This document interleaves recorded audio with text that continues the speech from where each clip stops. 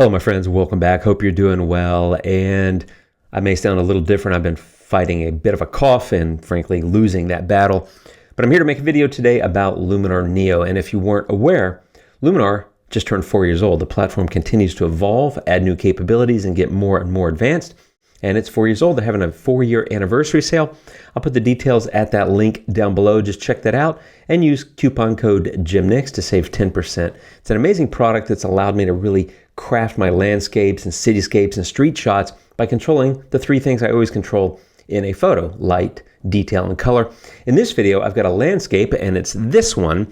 And what I want to do is give you some key tips for controlling depth and drama in a landscape photo. Also works on a cityscape, by the way. But I want to walk through how I shape the light and the detail and the color to take a photo that looks like this as a raw file, fairly flat. The light is not exactly doing what I want it to do, but of course you have no control over that in the field. And then after a little bit of editing, I'm able to turn it in to moving the light around, moving the colors around, the detail, things like that, to get the photo that I really want. So I'm going to hit reset on this. We're going to jump into this edit, and I'm going to share these key tips. Okay, I'm actually going to skip the first two steps simply because they're very straightforward, and these are using tools that I always use. I always start with Develop Raw, and this is my edit before any adjustments in Develop Raw. And if you take a look at on the right-hand side, I took the highlights down all the way, and I added some contrast. Now, I usually lift the shadows, and in a photo like this, where the shadow from the clouds is hanging over the center of the landscape, which for me is the key focal area, you would think that I'd lift the shadows. Normally I would, but I'm going to show you some other tools that I use to really pop that center, as you saw in the end result, and allow me to really get what I want out of the photo. So after Develop Raw, that's before Develop Raw. After Develop Raw, I have it like this. And you might think, it's a little bit darker, Jim. You didn't really shift the light. And the truth is, I didn't. I didn't really do a whole lot here. A little bit of contrast and highlights, and then a slight temperature and tint adjustment. And even though I'm making this photo warmer overall, I started by cooling it, and that's because this plays into one of the things I like to do, which is the interaction, if you will, between the warm and the cool colors. These are complementary things, so this is what I call color tension, and something I like to build up in my landscape photos. So Develop Raw before and after.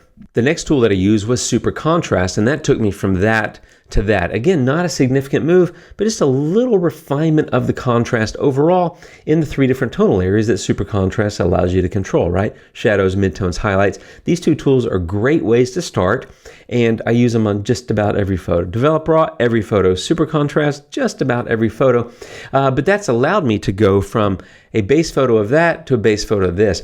Again, you may be thinking, hey Jim, how do you add depth to a landscape if so far it's not really, any deeper, so to speak, the shadows aren't any better and all that? Well, this is where I get into tool number 3. This is light depth, and if you've been here before, you know I'm in love with this tool because of what it can do. So what I want to do is actually drag this mask that light depth creates into the center of the photo, and I'm going to expand that a little bit, but I just want it to stop at the top of the mountains.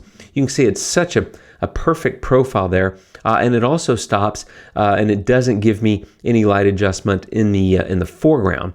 Now I'm going to soften this up a little bit, and the other thing I want to do, and this is a great part of this tool, is add some warmth to it. So I'm going to do something like that. So now you start to see how you can create a little bit more depth because you're now getting better visibility into those shadowed areas in the center of the photo, which again is really the focal point, but it wasn't so great on the raw file. Now we're starting to get somewhere. But of course, my favorite part, or my second favorite part of light depth is being able to adjust this near and far. So for me, creating depth is I want to remove any focus from the foreground. And so what I want to do is darken that. And so I'm going to do something like a negative 68, 70, something like that near. And I'm actually going to cool it off. Even though the overall photo is going to be warmer, I'm going to cool it off because, again, I'm playing off the warm and the cool kind of interaction. And the brightness far is going to get a little bit darker as well, and also a little bit cooler. So basically what I'm doing is cooling off the very top and the very bottom, warming up the center while also brightening it, while also darkening the top and the bottom, if that makes sense. So if you look at the before and the after, right? Before and the after, I think it looks very natural, and I think it's gone a long way to adding that depth to the photo, which I absolutely love. Now this has a lot of color in this image, so I'm going to jump into color next. And by the way, this was shot outside of Telluride, Colorado last October when I was up there chasing the fall colors. And as you can see, when I came across this scene, there was a lot of fall color, and we're going to start play with that now. And that is another way to impact the look of depth in your photo, and that is to play with colors, and specifically to play with the HSL. So what I want to start by doing is take anything that's orange and drag it closer to the red. If you notice, if you drag on HSL, anything you drag to the left, it's going to get closer to the color that's above it. If you drag it to the right, it's going to get closer to the color that's below it. And so I'm taking the orange closer to the red, and I'm going to take the yellow closer to the orange in terms of the hue, right? Now I'm going to go into saturation and do something the opposite, which is I'm going to add more saturation to the oranges and the yellows as well to make those colors really pop. And I think that helps quite a lot. You can see the colors are kind of coming together. But a key move here for me, I think, is luminance, and this is the brightness level of these colors. So I'm going to go into the reds, and I'm going to bump those up a little bit. I'm going to bump up the oranges as well, and I'm going to bump up the yellows. And this is going to give me a bit more visibility or depth into that section of the photo, because that's where the majority of these colors are. But the other thing is I want to take the green and actually go negative with the luminance, and that is to keep some of that color contrast in these areas where we have green interspersed between the yellows and the oranges. So if you look at what I've done with color overall, before and after, right? Before and after, it's playing into those fall colors. It's creating a little bit more warmth. It's also making them a little bit brighter because I brightened the luminance of those specific color values. So HSL and the color tool, absolutely essential tool. So before and after. Okay, now that I'm finished with that, I'm going to go into another tool that I absolutely love for color, and that is golden hour. And what I want to do is just get a linear gradient, and I want to drag that right up here so that it's hitting the foreground pretty significantly, especially that center area. And I want to add like a 25, 26, something like that. All I'm doing is warming it up. And so if you look at the before and the after, it's warmer, but because warm colors are bright and cool colors are dark, it's also making it slightly brighter. So again, I'm getting more visibility into that area with this move, before and after. Now, in terms of really impacting the center of that photo, I love to use Accent AI, and I use a radial gradient very often with this tool. I'm a huge fan of this tool because it does something like 10 or 12 different adjustments, light, color, contrast, all kinds of things. But it does so much that I highly recommend applying that with a mask. And for me, my favorite is a radial gradient because I can pick an area about like I just picked and just pop that real quick and real easy. So if you look at the before and the after, before and after, I'm getting better visibility, so more depth into that center section of the photo, getting a little bit of pop and color. It just looks good overall, before and after. But what I'm not doing is adding anything to the sky or the tops of the mountains or that foreground. I'm leaving those alone because I don't want them to get brighter. And in fact, speaking of the foreground and the sky, I'm actually going to make them darker, and I'm going to go get a linear gradient to do that. So the first thing I'm going to do is take this linear gradient, and I'm going to drag that something like that. So let me get that a little bit straighter. I'm always a little bit crooked. I don't want to drag it all the way down. I'm trying to fade it gently. So almost like a polarizer where it's a little bit darker and then fades to a little bit lighter along the horizon. But I think that looks good. But the other thing I want to do is add it to the foreground. We can do this twice with the same instance of develop. So you just back out of linear gradient, go back in, and then I'm going to add my linear gradient down here in the foreground. Now what this means is the darkening that I'm about to do here, which is going to be, let me get this mask in the right place. Again, I want a generous fade or feathering of my mask because I want to slowly fade that darkness into the foreground. And this darkness is going to be done with the exposure slider. So I'm going to do something like that, maybe negative 0.65, whatever that is. So I've darkened the top and I've darkened the bottom. And I could also cool them off slightly if I wanted to. And that's playing into that warm and cool interaction that I talked about, that color tension. Cool on the top and darker on the top, cool on the bottom and darker on the bottom, warmer and brighter in the center. Creating depth, less focus where it's darker, more focus where it's brighter and warmer. So the only thing about applying the linear gradient twice on the same instance of develop, which you can do, as I just showed you, is that means this adjustment, this negative 0.65 in exposure, is going to apply equally, right? You can only do, if you have the two masks in the same instance, that the amount of slider movements is going to be the same. So That's a long way of saying if you wanted the foreground or the sky to be darker than the other one darker than the other, you'd need to do this twice. Anyway, bottom line, I think it works on this photo where I can just darken them the same amount. So before and after, and that's creating a little bit more shadow and a little bit more emphasis on the light and the warmth in the center of the photo, which helps me accentuate that depth. Okay, another thing that I think helps with that is the appearance of detail. And so I'm going to use Structure AI. And once again, I'm going to get a radial gradient. And I'm going to do this in the center. And I should have just copied the mask from Accent AI because this is effectively the same mask. So you can copy and paste masks from one tool to the other. I just wasn't thinking about it at the time. That would save you, a couple of seconds. Anyway, center focus here on Structure AI and add a little bit of that increase. Let me see in my notes, like a 25 or something. So this creates a greater appearance of detail.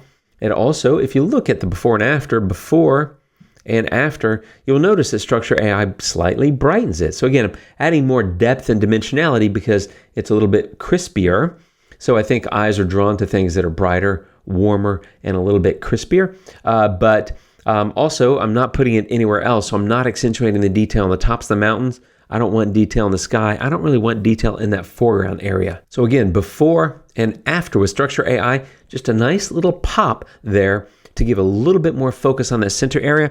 And I think that looks really nice. Now, I'm really close to the end of my edit. What I would normally do is use a vignette. So I would normally come in and do something like this where you kind of, again, you're drawing the eye to a specific part of the photo with the vignette. The great thing with Luminar is that you can choose a subject and pick whatever you want the center of the vignette to be, which is what will impact inner light down here. It defaults to the center of the photo, and in this case, the center of the photo is exactly what I want, so I don't really need to adjust that. I'm going to go a little bit less round. I tend to like a lot of feathering, and I'm going to do a slight bit of inner light. So you can see what's happening here. I don't want to do too much because I don't want to over brighten it, but just a little bit of a vignette. It's obviously, as a vignette does, it darkens the edges of the photo. So that kind of doubled up on the sky and the foreground, but it's adding a little bit on the side. So if you look at the before and the after, right? Before and after, I think a vignette's a good key element to help you really accentuate that little bit of focus or depth in the photo.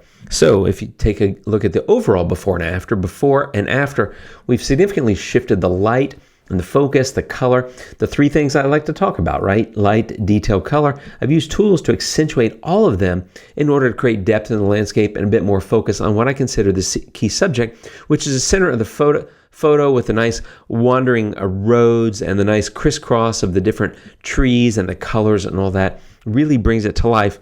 But we're not done. There's a couple of other tricks you can use to really go draw in some additional focus. The first one is a tool that I don't use a lot, but if you go to the blur tool, you have the ability to apply a tilt shift effect. Now, I don't use this a lot, and a lot of people will use this like on an elevated view of a cityscape where it's going to give you the ability to create that miniature city kind of look. But you can use it on things like landscapes. I would just tend to do it a little bit more gentle. So I'm going to apply an amount. And if you click Place Blur Center, that gives you the ability to make adjustments here. So you can already see that it's a bit off in terms of what it's doing. But by moving this around, I want to increase the visibility there. I want to increase that, and I want to broaden this section here. So you're just kind of playing with this until you get it looking the way you want it to look. Now, there's too much of that at 26, but you can do just a slight amount. And effectively what it's doing is slightly blurring the sky and slightly blurring the foreground, the very bottom here.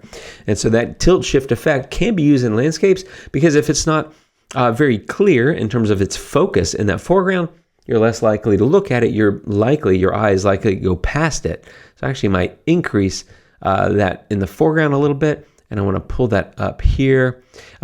It just requires a bit of fussing around, for lack of a better term. But as you can see, before and after, maybe you can't see it, may be kind of hard in this video. Before, you can see the foreground's a bit crisper in the before, and now a bit more blur. So your eye is not going to be drawn to that because it's not clear, right? You're going to focus on things that are clear and crisp. So that is a way to add an additional bit of depth to an image. Now, I'm not going to use that in this photo, but it's something to think about. But there's another tool I like to use, and this is a great way to kind of enhance the overall mood, but also create some depth.